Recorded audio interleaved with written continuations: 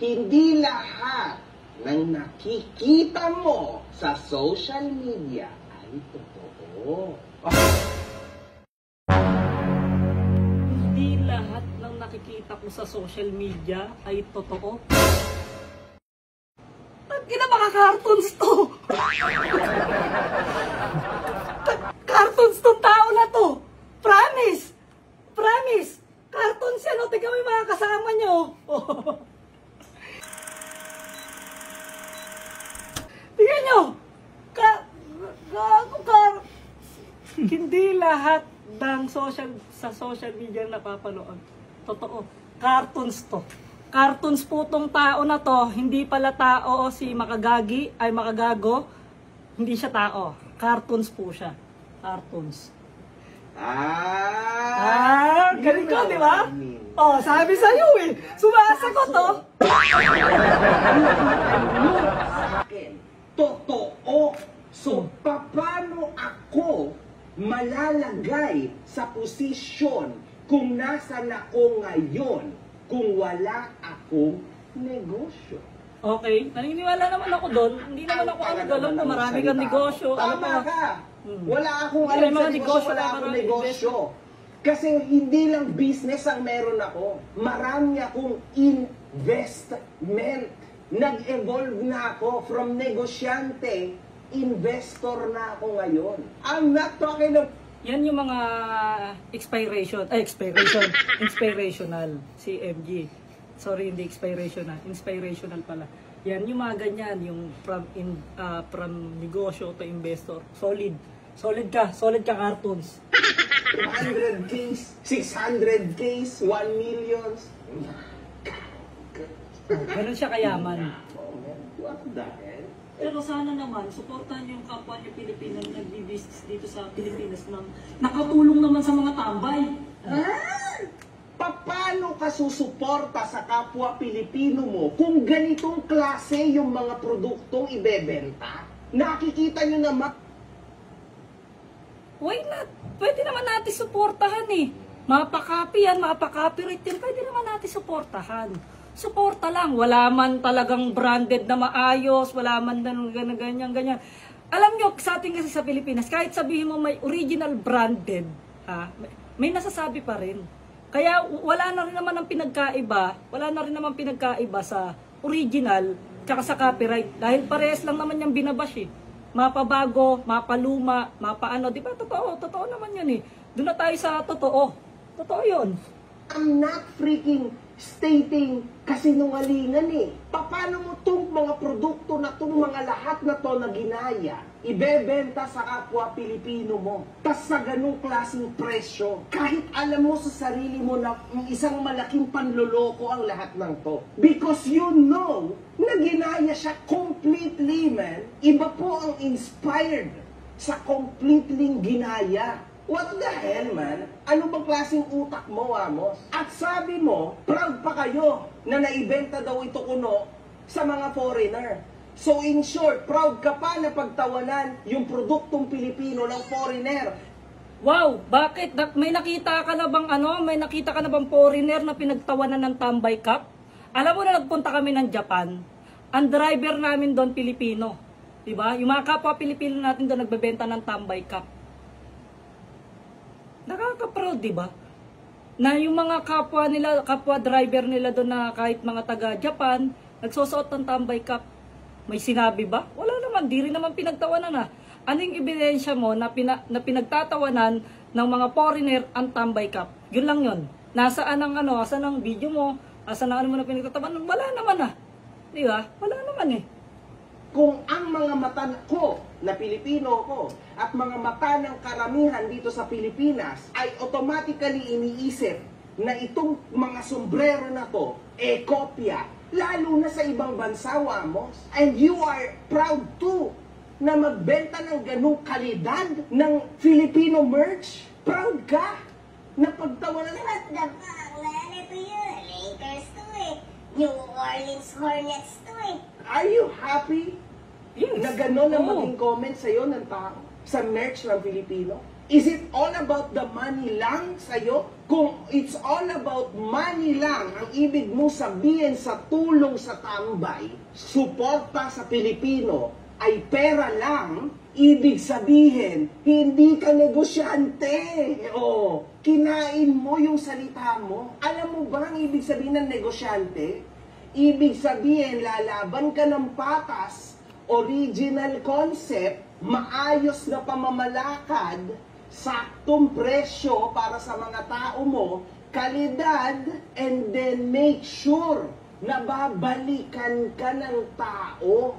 Hindi yung ibebenta mo na nga ng kabalbalan, ginaya, overprice, pagkatapos nun, hindi ka na babalikan ng tao kasi sobrang mahal. Nasaan ang utak negosyante mo? Ang sinasabi ko, ang pinapaliwanag ko dyan, yung Tambay Cup, si Pio, actually labas na nga si Pio dito. Si Pio, binenta niya sa Tambay Cup yon around 1 to 2,000 pesos. So yung mga reseller na, sila ang nagbebenta ng mga mahal. Okay? Sila ang nagbebenta ng mga mahal para sa kanila yon. Bonus na lang yon kung makabenta sila. At ang sabi ko doon, hindi lahat ng Tambay Cup version 18 makakakuha kasi 200 pieces lang.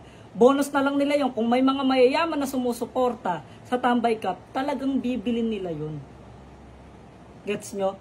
Once na binili ng rich yon, tambay from to riches, yung mga, sabi ni Pio yun, from tambay to riches, diba? Pio Balbuena yun. So, yung mga mayayaman na yon, na nanggaling din sa alam nila kung gaano sila kahirap noon, ma-appreciate nila yon, bro.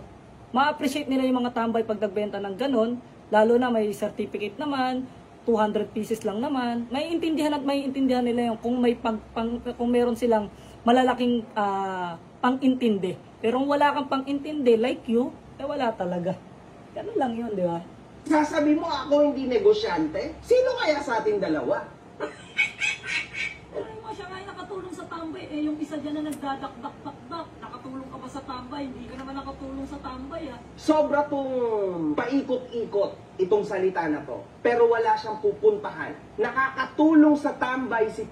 Wala naman talaga kasi akong sinasabing hindi maayos dun At saka wala naman talaga akong wala naman talaga akong ibang pinaparating, kundi ang sinasabi ko lang po, isuportahan yung Tambay Cup, hindi yung i-bash nyo. Kung wala man kayong bumili, kung wala man kayong, kung ayaw nyo man bilhin, suportahan pa rin natin. Yun lang naman yung gusto kong mangyari dun sa mga video na ginagawa ko. Si MG hindi nakakatulong sa tambay. It's very much misleading. Bakit ka mo? Nakakatulong si Pio sa isang tambay. Papaano ma-afford ng isang tambay maging reseller? Actually, 2 buwan, 1 hanggang 2 buwan natutulog yung pera ng reseller. Hindi totoo yan. Hindi totoo yan. Alam na mga reseller yan sa sarili nila. Kasi ganito lang yan Bibigyan kita ng isang senaryo, okay? Kung ako reseller, bumili ko ng 4 na sombrero, 1 to 2 months hindi ko nabenta, sa tingin mo ba kukuha pa ako? Sa tingin mo ba magi-standby pa ako, magi-standby o magi-stay pa ako sa Tambay Cup na yon? Mula version 1 hanggang version 18? Isipin nyo yun. Isipin nyo po yun Uulitin ko, kung ako ang reseller, bumili ko ng Tambay Cup na 4 na piraso, 1 to 2 months bago ko mabenta, sa tingin nyo magi-stay pa ako sa Tambay Cup? Hindi na. Diba hindi na? Hindi na kasi ang tagal tulog nga yung pera. Totoo naman yung sinasabi niya, tulog yung pera pag 1 to 2 months, pero hindi Hindi tulog ang pera. Diba? Bumabalik at bumabalik ang mga tambay sa Tambay Cup, ang mga reseller, dahil nabebenta ka agad nila. Ganon kasolid ang Tambay Cup. Diba? Kay Pio. Kasi syempre, bibili ni reseller yung cup. Tas 1, 2 buwan, ibebenta niya yan sa presyo niya. Tas sasabi mo, nakatulong sa tambay, nakatulong sa sarili niya, wamos. Sa tingin mo, afford ng tambay bumili? Negosyo nga Ikaw na nga may sabi, negosyo. So syempre, magkakaroon din si Pio. Gagastos si Pio ng ganito, gagastos si Pio sa ganyan, para lang mabuo yung build ng cup. Natural, siyempre, kailangan niya tumubo ng konti doon. Yung tubo ng konti doon, ibabato niya sa mga reseller at yung reseller ang papaldo. Reseller ang papaldo. Okay, hindi si Pio. Kinaklaro ko lang. Di ba? ng 1,650 na cup, tas which mabebenta niya after 1 to 2 months sa presyo na gusto niya, 18-20 mil. Pucha, kung tambay ang bumili nun, patay na sa gutom yun. 1 hanggang 2 buwan natutulog yung pera, tapos sasabihin mo, nakatulong sa tambay, business-wise, laglag agad. Do you really believe na ang isa... Sa sarili mo na lang sinasabi yung 1 to 2 months. Wala na naniniwala sa yung 1 to 2 months. Wala na. Kasi kung may maniwala man sa yung 1 to 2 months, bahala sila. Di ba? Pero kung yung sinasabi ko, kung maniniwala kayo sa akin, maraming salamat po. Dahil kung 1 to 2 months, bago nila mabenta yon, wala na. Wala na tambay cup. Hindi na hindi na pupunta ang reseller sa tambay cup para lang magbenta ng tambay cup na 1 to 2 months bago mabenta. tambay ay makayang maging reseller, ibig sabihin nun, Wamos, wala kang alam sa pagiging tambay. Saan ka nakakita ng isang tambay na may pera para bumili ng 15 hanggang 20 na cup? Abnormal ka ba? Magne-negosyo ka, tas ang bibili mo lang, isa lang bibili mo, tapos ibebenta mo ng mahal? Tanga ka ba? 1,650 mo binili, tapos ibebenta mo ng mga 18 mil? Worth it ba yon nang itinulog mo sa tent at paghihintay? Oo, worth it yun. Kasi kung 2,000 pesos ko lang naman nabili yun, sample lang. O, kung ako reseller, 2,000 lang, nabenta ko ng 20, kahit natulog ako dun. Para pang isang buwan ka na yun eh. Di ba? Pero hindi. Bibili ka 2 to 3 kasi pinagpuyatan mo na rin lang. Oh, yun Ngayon, naman, afford yun naman. ba ng tambay? Alam mo, kung hindi afford ng tambay yon, walang reseller ang tambay cup. Utak. Kung hindi afford ng tambay yon, walang reseller ang tambay cup. Tandaan niyo yan. Okay? At ang tambay ang nagbebenta sa mga mayayaman, hindi tambay ang nagbebenta, tapos tambay din yung bibili. Hindi. Tambay nga ang nakikinabang eh. Di ba? Calculator. What? Parang wala namang ano eh. Kwenta yung ano. Walang proud sa panggagaya. Alam mo yan, Wamos, kasi influencer ka. Ano daw? Dito nga tayo banda. Pitin mo na naman. Puta, para ka talagang ano eh. Puta, ang ganon. Sakit mo sa tenga, men. Nakakatakot ka pa. Baka mamaya pumasok ka dito. Puta, maabaliw pa ako sa'yo. Baka ako pumasok pa ako sa tenga mo, patay agad ako eh. Ni Tonet. Hindi, Bailey ka. Sabi ko sa'yo, gusto mo gawin ko square yung puwet ni Tonet. Huwag na star na lang. Kasi total, feeling superstar ka naman eh. Hindi pa. Hindi ako feeling superstar ha. Pinagtatanggol ko lang kung ano yung nararapat. Click sa lagay na yan, Wamos ha. Sana, you're not sweating a lot. Actually, international lang talaga dyan. May mga foreigner na... Solve na ako, man. Alam mo, mas pipiliin ko hindi maging international yung sarili ko kung kopyado lang naman ang brand ko. Kasi kahit kailan, walang nakaka-proud sa panggagaya. Alam mo yan, Wamos, kasi influencer ka. What would you feel? Ano ba negosyo mo, Wamos? Ang main mong negosyo is yung sarili mo bilang ikaw si Wamos Cruz. Yes. Influencer ka. Hindi ako tulad mo, man, na desperate na ganyan. Pangatlong negosyo ko yung sarili ko, si MG. Paano kung may gumaya sa akin? Paano kung may gumaya sa'yo, Wamos? Huwag yung mga kalokalike mo, walang kwenta yon. Yung talagang may intent na gayahin lahat, yung pinaggagawa mo, lahat ng content mo ginagawa. Di ba ikaka-copyright mo dahil mapipikon ka? No, never ako napikon sa mga nanggagaya ng mga content ko at never ako napikon sa mga gumagaya sa akin. Doon ako lalong nagiging masaya kasi nakaka-proud dahil maraming gumagaya sa akin, di ba? Maraming umiidolo.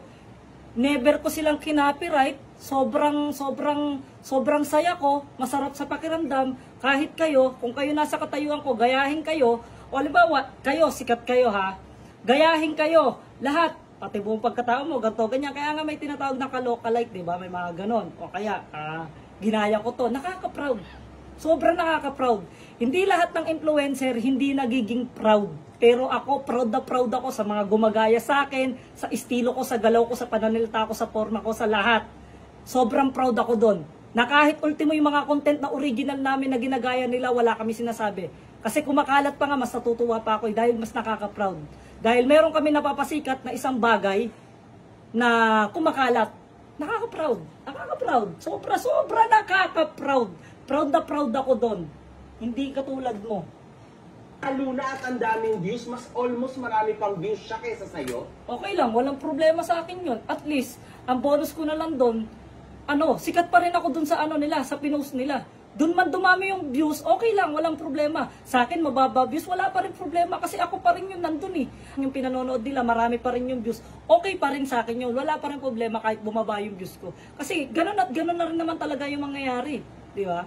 Hindi man ngayon sa susunod. Actually, nangyayari ngayon eh. Pero wala akong sinabi.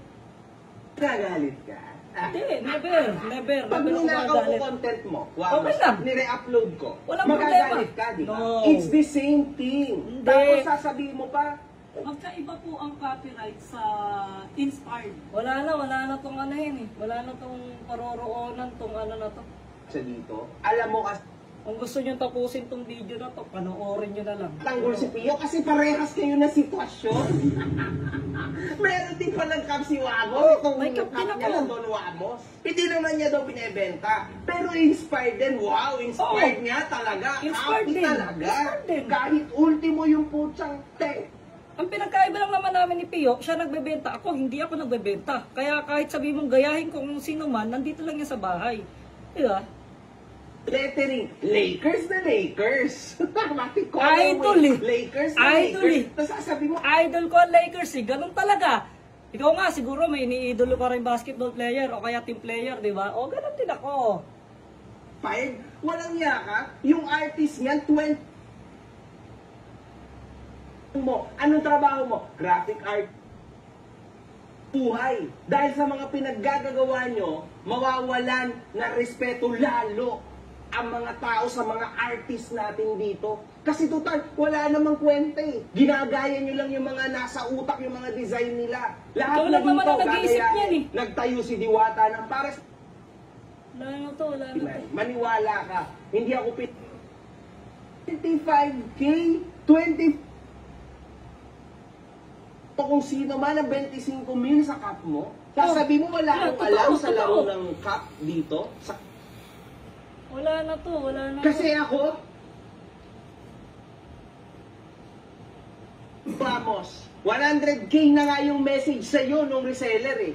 Sabi mo gusto mong tumulong, di ba? Eh bakit binaba mo hanggang 50K nung nagne-negotiate na kayo? Ibig sabihin, kahit ikaw, wala kang tiwala sa produkto ni Pio. Diyan ka nagkakamali. Yan yung sinasabi mo para sa sarili mo. Ako, nagtiwala ako sa Kaptipio dahil bakit ka tinawaran? Siyempre, para tumubo din tayo. In case na maibenta natin, di ba? Tama, nabili ko ng 85. Nagkasarado kami ng 85, di ba? O, kung may mag-offer sa akin ng 100, 150, okay na. Kahit nga 90 lang eh. Ganun lang naman yun eh. Di ba? Kung ibebenta ko. Di ba? Ganun lang kasimple yun. Kailangan pa rin ng Pinoy Power na, ganun eh, di ba? Ba't mo ibababa ng 50K? Ba't mo ibababa ng 80, yung 100,000 na? Kasi wala kang tiwala kay Pio. Ako nga itong 3 kuntsaki na binili ko kay Toyo. Alam mo ba? Ay, gago. Gago. Alam, kaya may napansin lang ako. Hindi ko alam kung sino yung Chucky dyan. Ito na nasa gitna. Alam, mahal siguro ba yan itong nasa gitna? Mahal ang bahal siguro itong Chucky. Yan. Rinig mo ba na binabaan ko yung presyo niyan? Kahit alam ko sa sarili ko na talagang actually Tignan mo. Hindi mo sinasabi sa mga mayarap, may bouncer kang kasama, hindi mo sinasabi. Bouncer mo kasama, yung kapatid mo. Hindi mo man lang pinapunta rito. Suplado ka talaga eh. yung mga dolls na yan, hindi yan. Hindi ko nga alam kung sino yung dal dyan. Akala ko nga ikaw eh. Akala ko nga nasa gitna yung dal eh. Mas mukha pang ang tao to. Pag tumayo, pag may battery lang to gumalaw-galaw, mas mukha pa tong tao, promise. Oo, tiyo, pagka nga minsan, dito ka, tapos dito siya. Tiyo, promise, pagka magkakamalan pa siyang tao, tapos dito ka, promise, mas ang laki ng value mo. Hindi yan kasing mahal yung benta sa akin ni Toyo. Wala na, ayoko na tapusin to. So yan mga par, hindi ko na tatapusin to ng video na to. Kung gusto nyo tapusin, bahala ka, panoorin nyo to. Pero ako, never ako nakipag-away po. sa mga viewers natin dyan. Pasensya na kung ano man yung mga nasabi ko. Sa mga, kung hindi pagkakaintindihan, hindi pagkakaunawaan dun sa sinabi ko dun sa video na yon. Sorry na kaagad, okay? Hindi ako galit, humihingi po ako ng pasensya sa lahat ng viewers. MG, kung may mali man akong sinabi, pasensya na din sa'yo. Ayan, syempre, para respect na rin sa mga taong nanonood, respeto na rin po sa inyo yun. So, yun lang. Maraming salamat. Then, hindi ako humingi ng pasensya dahil lang sa talo ako, guilty ako, hindi po. Humingi ako ng pasensya dahil nire-respeto ko pa rin po kay lahat. MG, nire-respeto kita. Lalo na siyempre si Pio, nire-respeto ko rin Tambay, lahat yan, Tambay Cup. Pati po yung mga nanonood, nire-respeto ko po kayo. Kaya maraming salamat pa rin po sa inyong lahat. Yun lang. Peace out. I love you all. Mwah.